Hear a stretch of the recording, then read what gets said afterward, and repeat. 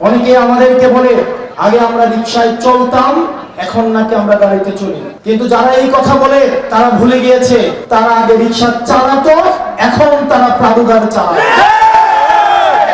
তাদের নিজেদেরকে প্রশ্ন করা উচিত, তারা যখন আগে ধান খেতে ঘুমাতো, তারা যখন ঢাকায় রিকশা চালাতো, এই কয়েকদিনের মধ্যে তারা এখন কিভাবে নিজের গাড়ি কিনেছে।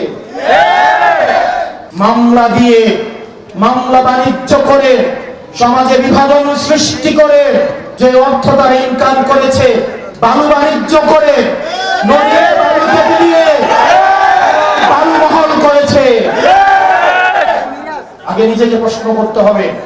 প্রিয় সোনাগাজীবাসী, আমরা চাঁদাবাজির পরিবর্তন চেয়েছি, একই সাথে সাথে চাঁদাবাজেরও পরিবর্তন চেয়েছি। আমরা দুর্নীতির পরিবর্তন চেয়েছি, আমরা চেয়েছি দুর্নীতিগ্রস্ত যে ব্যক্তি তারও সমাজ থেকে যুক্ত হবে এবং দুর্নীতিরও চিরকালীন ভাবে এই সমাজ থেকে যুক্ত হবে।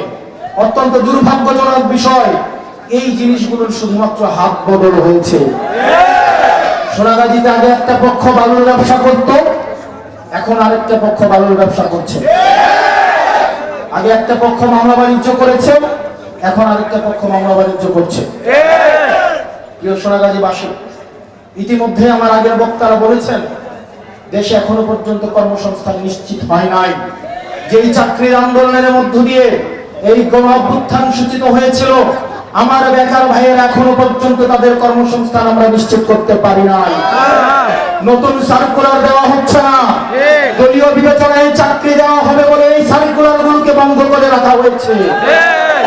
আমার বেকার ভাইদের কর্মসংস্থান নিশ্চিত করতে হবে।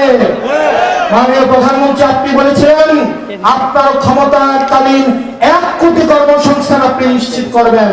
গত 6 মাসে 1 কোটি দূরে থাক, 10 লাখ দূরে থাক, একটা কর্মসংস্থান আপনারা নিশ্চিত করতে পারেন না।